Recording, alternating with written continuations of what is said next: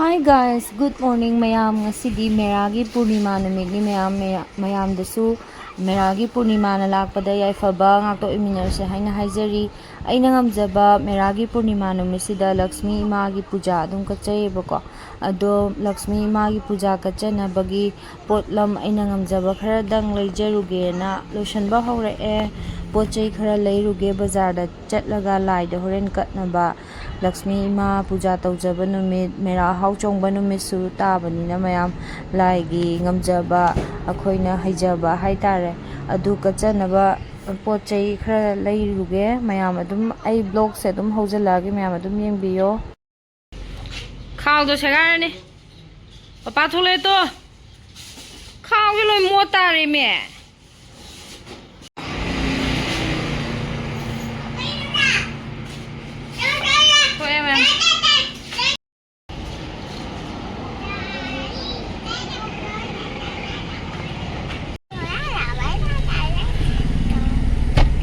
Con xem. Hi. Anh Ngọc phân ra đi nè, hay à? Sina suda ba? Phi kun karpa. Asuba kun trang, si kun la kuni thoi ra nga sai da. Kuni thoi. Phi suda ba kuni thoi. Aduga asuba kun tra maga. Yang khai ga ni thoi karpa. Gyang ga tadre da pot lei bada sa badagi gari khambum leitabagi ne phane kunthra maga kare sida leire hore lokthara kanda ulage ko aya si leire ngasi porakpa pochai jingje sina Lakshmi Puja gi pochai lai khara lorokpane bako aduduga phane kunthra kar anoba kinar ga yawba machu yam phajai bako ai puthoro ulake hanlake mayamda ha yore sabada ngawre silare sem ga komla ga lawre bako sina horen lai gini aduga yubi akhokpa aduga kabo khoidum kari kara machin tumbi kari kara lawre silare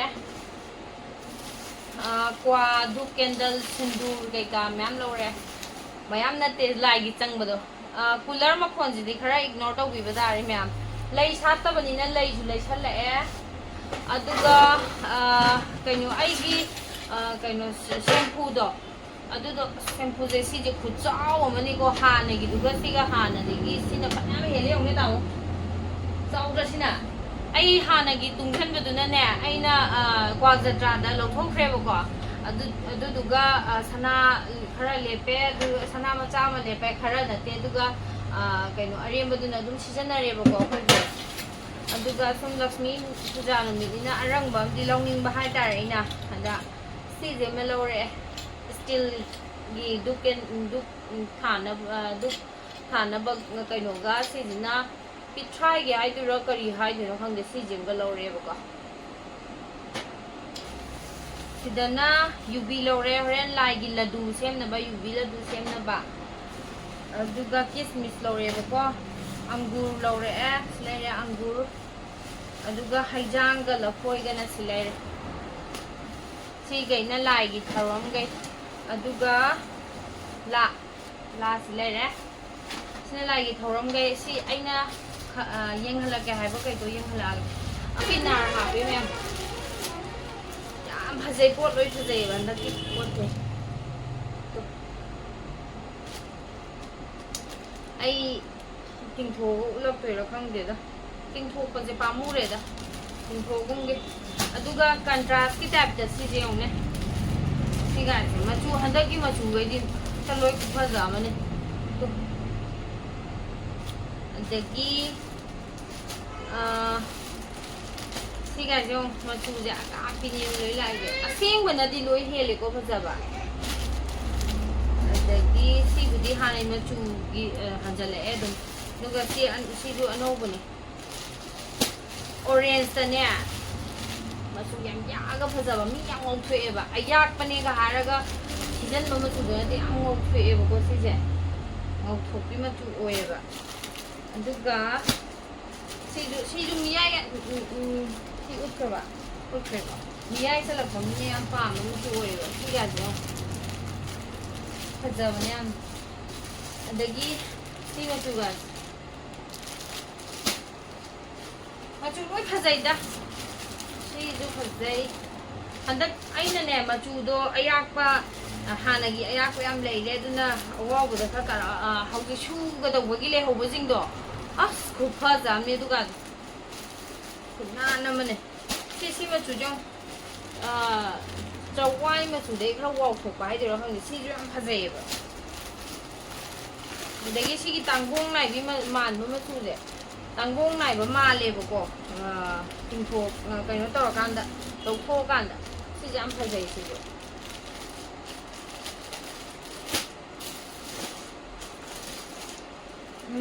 ꯄꯣꯠꯁꯦ design ꯑꯃꯗꯅꯦ piece 5 ꯇꯔꯨꯛ ꯍꯟꯖꯟꯕꯅꯦꯕ ꯑꯗꯨꯅ ꯁꯤꯁꯤꯅꯦ ꯑꯩ ꯉꯥꯎꯖꯔꯤ ꯁꯤꯁꯦ ꯑꯁ ꯐꯖꯕꯅꯦ ꯑꯗꯨꯒ ꯍꯧꯖꯤꯛ ꯂꯩꯍꯧꯕꯁꯤꯡꯗꯣ ꯑꯗꯨꯅ ꯑꯃꯨꯛꯀꯁꯨ ꯍꯦꯟꯅ ꯐꯖꯩꯌꯦꯕ ꯐꯅꯦꯛꯁꯦ ꯍꯌꯦꯡ ꯁꯨꯒꯨꯅꯨꯗ ꯐꯅꯦꯛ ꯑꯩꯈꯣꯏꯅ ꯕꯥꯇꯣꯟ ꯇꯧꯕ ꯆꯠꯄ ꯅꯨꯃꯤꯠꯇ ꯈꯔ ꯑꯃ ꯄꯨꯅꯦꯕꯀꯣ ꯑꯣꯔꯗꯔ ꯇꯧꯔꯛꯄꯗꯣ ꯑꯗꯣ ꯐꯅꯦꯛꯁꯦ ꯑꯩꯅ ꯈꯜꯂꯝꯕꯗꯤ ꯗꯤꯋꯥꯂꯤ ꯍꯌꯦꯡꯅꯦ ꯉꯁꯤꯒꯨꯝꯕꯗꯣ ꯑꯗꯨꯗ ꯗꯤꯋꯥꯂꯤꯒꯤ ꯒꯤꯐꯠ ꯄꯤꯅꯤꯡꯕ ꯅꯤꯉꯣꯜ ꯆꯥꯛꯀꯧꯕꯒꯤ ꯒꯤꯐꯠ ꯄꯤꯅꯤꯡꯕꯁꯤꯡꯗꯣ ꯑꯗꯨꯒꯤ ꯑꯩꯅ ꯑꯩꯈꯣꯏ ꯗꯨꯀꯥꯟ ꯀꯩꯅꯣꯗ ꯀꯥꯎꯟꯇꯔꯗ ꯇꯧꯔꯒ ꯑꯣꯐꯔ ꯊꯥꯗꯣꯛꯀꯦꯅ ꯈꯜꯂꯝꯕꯅꯦꯕꯀோ ꯑꯗꯣ ꯑꯩꯁꯦ ꯅꯪꯉꯣꯏꯗꯣꯏꯔꯥ ꯀꯩꯅꯣꯝ ꯇꯧꯔꯤ ꯈꯪꯗꯦ ꯌꯦꯡꯉꯛꯀꯦ ꯃꯌꯥꯝ ꯑꯗꯣ ꯇꯧꯗꯣꯏ ꯇꯥꯔꯗꯤꯅꯦ ꯑꯩ ꯑꯗꯨꯝ ꯃꯌꯥꯝꯗ ꯍꯥꯏꯔꯛꯀꯦ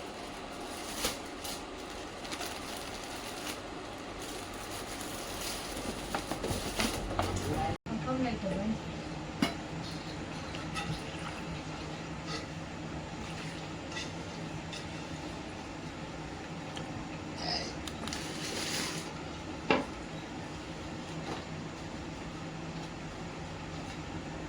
Ngay kể mà cặc xin mày vô mày ấy, thì sao em phải được mà lại quậy.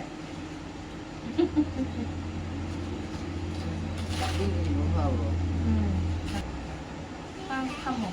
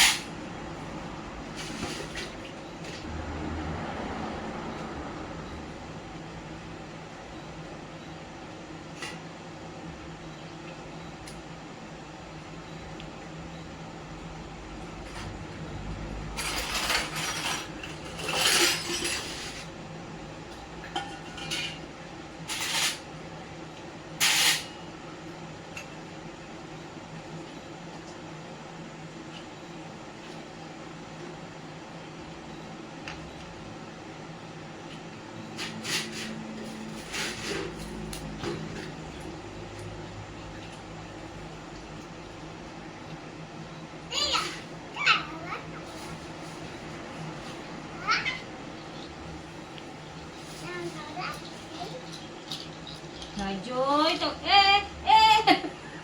Cái khuôn này mà. Xem, xem. Xem.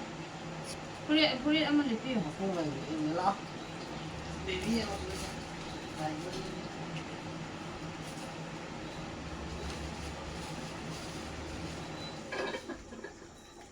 Good night thảo nó trọ.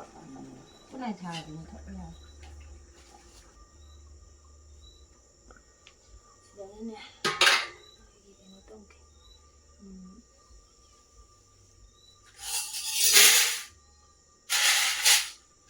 Đấy là làm gì có cái tông kì. Mà không được. Nó rất là xuyên mà kì.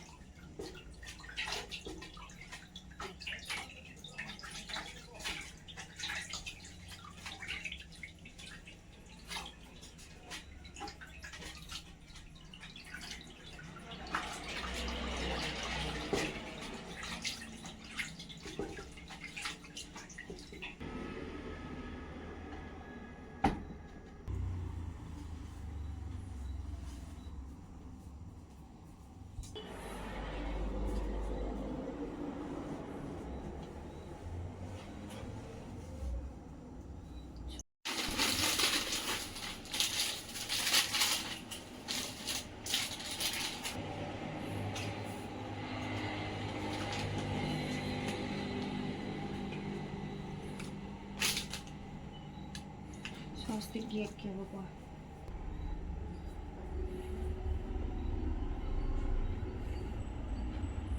Hay bisa kya wa ini si giyak.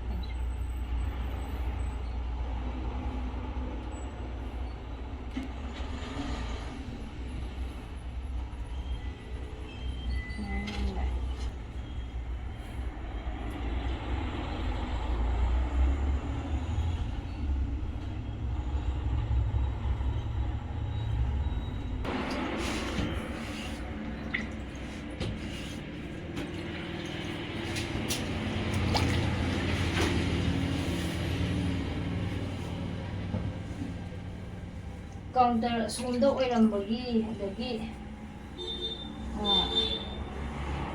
mafam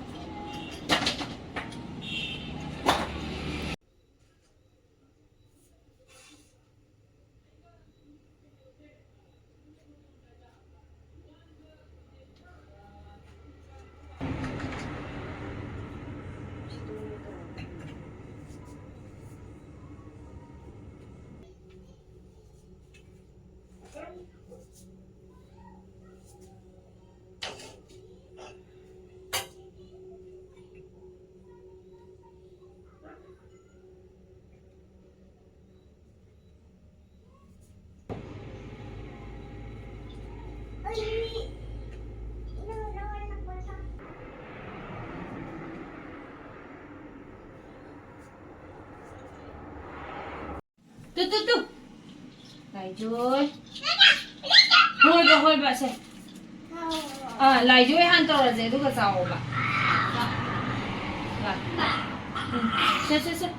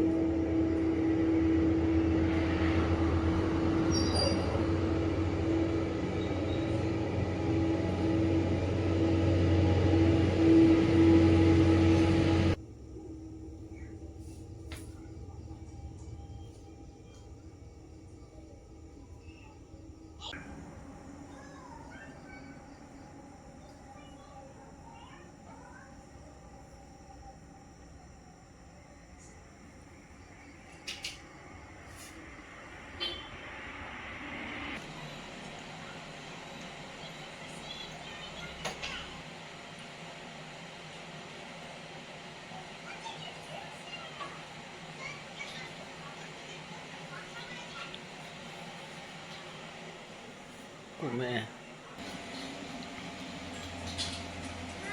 Ngasigi Meragi Purnima yamna yaifaraba afaba numit asida ngamjaba Ima Lakshmi gi puja kachabasida aina soigilan khiba yarabasu ngakpiyu haina mayamda haijari ai haijaba khangjaba khara adum kachabani imanasu lawinaba nakhuramjare mayamju afaba ngakta oiminasi aigi ngasigi Meragi Purnima gi Imagi puja numit sida aigi video bu ubiriba khudingmak pusu afaba ngakta oibiyu haina imada thaunijari yafaba ngakta oiminarasi mayam nasigidi video je swaida loisanjarage